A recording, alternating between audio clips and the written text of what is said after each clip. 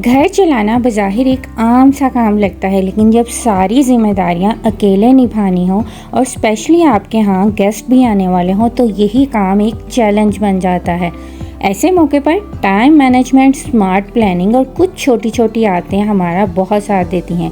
तो आज की इस व्लॉग में मैं आपके साथ वही simple tips and tricks share करूंगी जिनकी मदद से ना सिर्फ आप अपना दिन आरामदेह बना सकती हैं बल्कि मेहमानों की आमद से पहले हर चीज़ बेहतरीन तरीके से मैनेज भी कर सकती हैं।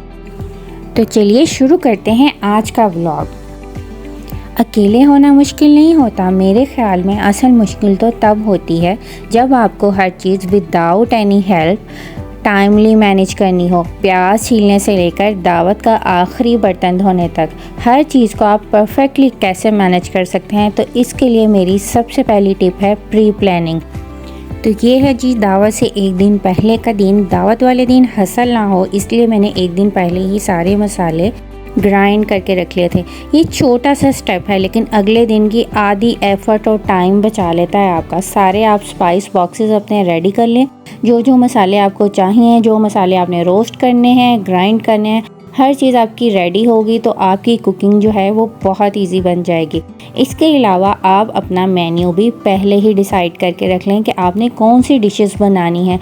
और मेरे ख़्याल में सबसे इम्पॉर्टेंट ये है कि जब भी आपके यहाँ किसी की दावत हो तो आप ऐसी डिशेस का इंतखाब करें जो बहुत इजी हों, जिस पे आपको लगता हो कि आप आंखें बंद करके बना सकते हैं, इसमें कोई भी गड़बड़ होने का इम्कान नहीं है, मतलब आप उसमें बहुत एक्सपीरियंस्ड हो। प्री प्लानिंग ने ज़िंदगी को वाकई आसान बना देती है। अक्सर लग रहा होता है जैसे सब कुछ वक्त पर नहीं हो पाएगा, लेकिन जब कुछ आसान आते हमारी डेली रूटीन का हिस्सा बन जाती हैं ना, तो हर काम खुद ब खुद ही सिमटता चला जाता है। तो सबसे पहले मैंने अपना मेन्यू सिलेक्ट किया कि मुझे क्या क्या कुक करना है। उसके अकॉर्डिंगली यहाँ पे मैं चिकन धो के उसको मेजर करके उसके अलहदा से शॉपर बना दूँगी। हर डिश के हिसाब से मुझे कितना चिकन चाहिए, कितना बीफ चाहिए या मटन चाहिए।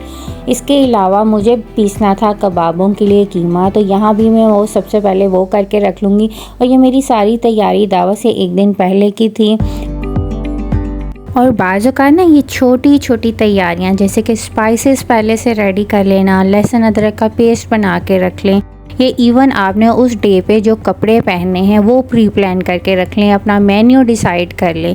ये सारी छोटी छोटी तैयारियां ना आपके लिए टाइम सेविंग साबित होती हैं उस दिन के लिए और आपको स्ट्रेस से बचा लेती हैं। और इसके साथ ही मैं आपके साथ शेयर करूंगी चप्पल कबाब की ऑथेंटिक रेसिपी कि आपके चप्पल कबाब जूसी कैसे बनते हैं, टूटेंगे नहीं, और उनका असल टेस्ट कैसे आप फील कर सकते हैं जैसे कि सवात या नॉर्दर्न एरियाज़ की साइड पे बनते हैं। तो इसके लिए हमें चाहिए होता है बहुत बारीक कीमा, जिसमें चर्बी के बगैर जो बोटी होती है उसका हमने कीमा पीसा होता है। इसको मैंने तकरीबन 3 दफ़ा मशीन में से गुजारा था। उसमें मैं सारे स्पाइसेस ऐड कर दूँगी और इन स्पाइसेस की क्वांटिटी भी मैं मेंशन कर दूंगी।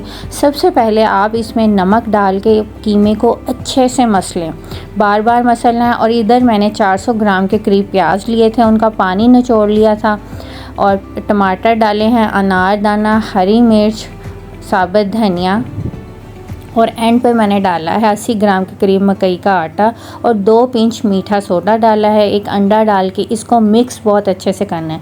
थोड़ा सा एंड पे मैंने अदरक डाला था, इसका टेस्ट बहुत अच्छा आता है। इसको मिक्स करके मैंने ओवरनाइट रखा था ताकि इसका जो मसालों का टेस्ट है ना वो कबाब में अच्छे तरीके से आ जाए। और उसके बाद सेकंड मैरिनेशन मैंने जो रात को प्रिपेयर की थी वो थी अफ़गानी चिकन की। स्क्रीन पर मेंशन सारे इंग्रेडिएंट्स को हम ग्राइंडर में डाल के अच्छे से ब्लेंड कर लेंगे और चिकन में मिक्स करके हम इसको ओवरनाइट जो है वो मैरिनेट होने के लिए रख देंगे ताकि अगले दिन जब मैं इसको कुक करूँ तो इसका बहुत अच्छा सा टेस्ट है। इसके अलावा इसमें सारे मेंशन जो हैं वो मैंने स्पाइसेस ऐड किए हैं और 2 किलो के करीब मैंने ये चिकन लिया था। इसको अच्छा सा मिक्स देने के बाद हम इसको फ्रिज में रख देंगे ओवरनाइट के लिए। इस मैरिनेशन से ना हमारा ना सिर्फ कुकिंग का टाइम बच जाता है बल्कि हमारे खाने का टेस्ट भी इन्हेंस हो जाता है। और मेरी ये कोशिश होती है कि मेहमानों की आमद ना हमेशा हमारे लिए खुशी का बाइस बने, टेंशन का नहीं। इसलिए थोड़ी सी तैयारी ना बहुत काम आती है। अगर आपसे भी चीज़ें टाइमली मैनेज नहीं हो रही और आखिरी लम्हे में आप हड़बड़ा जाती हैं ना, तो ये वीडियो हम सब के लिए एक रिमाइंडर है कि थोड़ी सी प्लानिंग हमें बहुत सा सुकून दे सकती है। और दावत सिर्फ खाने का नाम नहीं होता, बल्कि मेहमानों को एक फ़ील दिलाने का नाम है कि उनका आना हमारे लिए कितना ख़ास है। और ये फीलिंग आती है साफ़ सुथरे और सजे हुए घर से। साफ़ सुथरा माहौल ना सिर्फ मेहमानों को अच्छा लगता है, बल्कि ख़ुद को भी एक फ़्रेश फील आ रहा होता है। तो सुबह सुबह उठते ही सबसे पहले ब्रेकफास्ट करने के बाद मैंने रूम्स को अच्छे तरीके से सेट किया, बेडशीट चेंज की ताकि एक अच्छी सी फ़्रेश फीलिंग आए। डस्टिंग कर ली साथ के साथ ही, ताकि एक दफ़ा मैं जब सारे कामों से फ्री होके किचन में जाऊँ तो मेरा घर ऑलरेडी सारा सेट हो। और गर्मियों के दिनों में सबसे ज़्यादा एसी वाला रूम यूज़ हो रहा होता है, तो इसमें फैलावा भी बहुत होता है, तो इसको मैंने अच्छे से क्लीन किया। उसके बाद मैं आ गई थी डाइनिंग रूम में, इसको डाइनिंग टेबल को मैंने अच्छे से क्लीन किया। खाना तो मैंने यहाँ पे सर्व नहीं किया था क्योंकि गर्मी बहुत ज़्यादा थी, रात को हवस हुई थी। लेकिन एक अच्छी फीलिंग आती है कि जब एंटर होते ही आपका लाउंज जो है वो नीट एंड क्लीन नज़र आए, और माइनर सी चेंजेस ना आपको ख़ुद एक बड़ा अच्छा फ्रेश फील कराती हैं। और मेरी ये कोशिश होती है कि मेरे घर जिस दिन लंच या डिनर पर कोई भी इनवाइटेड हो तो मेरा खाना भी पहले से रेडी हो और घर भी बिल्कुल नीट एंड क्लीन हो, ताकि मेहमानों के आने पर मैं अपने गेस्ट को अच्छी तरह से वेलकम कर सकूं, उन्हें प्रॉपर एक टाइम दे सकूं। और क्लीनिंग का एक बहुत इम्पॉर्टेंट पार्ट होता है डस्टिंग। जब तक आपकी डस्टिंग प्रॉपर ना हो तो आपकी क्लीनिंग लगती ही नहीं है। और मेरे लाउंज की डस्टिंग अच्छी खासी होती है, इसलिए मैंने प्रेफर किया था कि मैं सुबह के टाइम ही ना पहली प्रेफरेंस में अपने लाउंज की डस्टिंग जो है ना वो पहले कर लूँ। और क्लीनिंग कंप्लीट करने के बाद मैं थोड़ा सा ब्रेक लूँगी और उसके बाद मैं टाइमली कुकिंग करना स्टार्ट कर दूँगी। और मेरी कोशिश यही थी कि मैं शाम 6 बजे तक ना कुकिंग का सारा काम कंप्लीट कर लूँ, ताकि मुझे उसके बाद अपने आप को फ्रेश करने का टाइम भी मिल जाए और बच्चों को भी मैं प्रॉपरली रेडी कर सकूँ। और सबसे पहले यहाँ पे मैं बना लूँगी मीठा, ताकि शाम तक अच्छी तरह से ठंडा हो जाए। और मैं बना रही थी लबे शीरी। 1 लीटर दूध में मैंने चीनी ऐड की है आधा कप, और 3 चम्मच मैंने वनीला कस्टर्ड ऐड करके इसको पकने के लिए रख दिया था। और साथ ही मैं बॉयल होने के लिए रख दूँगी हाफ़ पैकेट रंगीन सेवइयाँ। और इसके साथ साथ ही ना मैंने मटन भी बनने के लिए रख दिया था। सारे स्पाइसेस ऐड किए हैं ताकि जब तक मेरा मीठा बने मटन भी बिल्कुल गलने के करीब हो। और जब रूम टेम्परेचर पे कस्टर्ड ठंडा हो गया था, इसमें मैंने क्रीम ऐड की है, रंगीन सेवइयाँ ऐड की हैं और कॉकटेल ऐड कर दिया। इसको अच्छा सा मिक्स देने के बाद मैं इसको ठंडा होने के लिए रख दूँगी और साथ ही मैं बना लूँगी जेली। अच्छा, किचन में ना मल्टीटास्किंग बहुत इम्पॉर्टेंट होती है। आपको ज़रूरी होता है कि आप एक ही टाइम में ना डिफरेंट काम करते जाएं। और मेरी जो मटन कढ़ाई है वो बन रही थी, साथ साथ ही मैंने अफ़गानी चिकन का जो चिकन है वो फ्राई करना स्टार्ट कर दिया था। और मटन में मैंने डाला है दही, इसको अच्छे से भून के साथ साथ मैं चिकन फ्राई कर लूँगी। और यहाँ मटन जो है अच्छी तरह से भून चुका था और एंड पे मैंने फ्रेश मक्खन निकाल के ना वो इसमें ऐड किया है। और इससे जो कढ़ाई है वो इसका टेस्ट बहुत अच्छा आता है। एंड पे काली मिर्च और ज़ीरा पाउडर ऐड किया। हमारा जो एक सालन है वो डन हो चुका है। साथ ही साथ मैंने फिर बिरयानी का मसाला बनने के लिए रखा था, जैसे एक चूल्हा फ्री हुआ था। और यहाँ अफ़गानी चिकन की ग्रेवी मेरी बिल्कुल रेडी होने के करीब थी, वो भी मैंने बनने के लिए रख दिया था। चिकन को मैंने प्याज अदरक लहसुन में भूनने के बाद यहाँ सिंपल से स्पाइसेस ऐड किए हैं। उसके बाद टमाटर डाल के ना मैं इसको ढक के पकने के लिए रख दूँगी। और यहाँ पे जी मसाला भून चुका है और एंड पे मैं डालती होती हूँ बिरयानी मसाला, ताकि उसकी खुशबू भी बरकरार रहे और ज़्यादा जले हुए मसाले ना हों एंड पे। और आलू बुखारा और इमली डाल के मैंने इसको दम पे रख दिया था। सालन तकरीबन दोनों रेडी हो चुके थे, अफ़गानी चिकन भी, मटन कढ़ाई भी और बिरयानी का मसाला भी रेडी हो चुका था। उसके बाद मैंने थोड़ा सा ब्रेक लिया था। और जब हम किचन में एक ही टाइम में डिफरेंट चीज़ें कर रहे होते हैं ना, तो टाइम बहुत अच्छे से मैनेज हो जाता है। और ये सारी चीज़ें हम एक ही दिन में नहीं सीख सकते। वक्त के साथ साथ जो चीज़ें हमें फ़ायदेमंद लगती हैं हम उन्हें रूटीन में शामिल करते जाते हैं। यहाँ जी मेरा खाना तकरीबन रेडी हो चुका था। बिरयानी के लिए राइस जो है वो मैं एंड पे बॉईल करती हूँ। और लबे शीरी बिल्कुल चिल और ठंडा हो चुका था और मज़े का भी ये तभी लगता है जब अच्छे से ठंडा हो। इसको बोल में ट्रांसफ़र करके ऊपर से मैं इसको जेली से इसकी टॉपिंग कर लूँगी। साथ ही साथ मैंने क्रॉकरी भी यहाँ पे निकालना शुरू कर दी थी ताकि इनको अच्छे से वाइप आउट कर लूँ।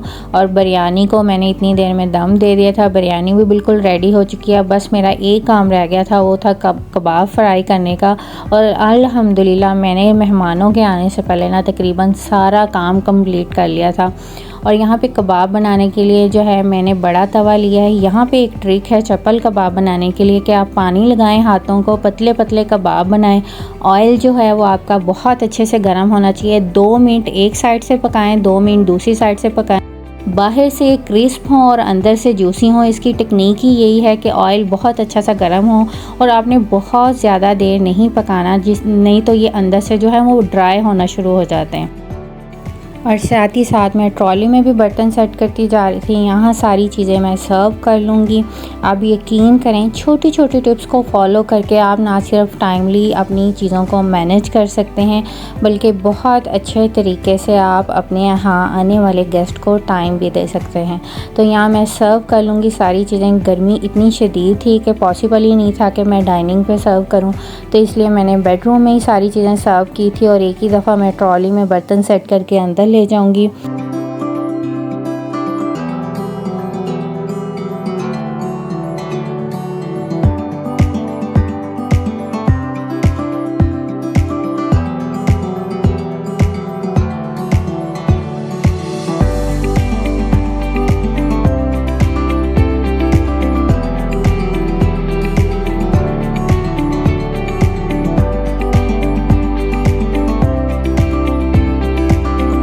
और एक बहुत अच्छी सी लाइट सी फीलिंग आती है कि जब आप ख़ुद भी फ्रेश हों, आपका घर भी नीट एंड क्लीन हो और हर चीज़ को आपने टाइमली प्रिपेयर कर लिया हो। ये सारा कुछ प्री प्लानिंग से, मल्टीटास्किंग से एक्टिवली आप भी कर सकते हैं। और सबसे अच्छा तब फील होता है कि जो भी खाना आपने बनाया हो वो इतना अच्छा बना हो कि सब आपकी तारीफ़ करें, तो आपकी सारे दिन की जो मेहनत है वो वसूल हो जाती है। और एंड पे मैंने सर्व किया था मीठा, जो सबको बहुत पसंद आया था। और ये फ़र्स्ट टाइम ऐसे हुआ था कि फ़ौरन से मीठा ख़त्म हो गया था। हमारे घर में कोई भी इतना स्वीट लवर नहीं है, तो आप भी ये रेसिपी ज़रूर ट्राई कीजिएगा। आई होप आपको मेरा ये व्लॉग पसंद आया होगा। If yes then don't forget to like, share and subscribe. तो मिलते हैं एक नई रूटीन और एक नए व्लॉग के साथ। Thank you so much. अल्लाह हाफिज़।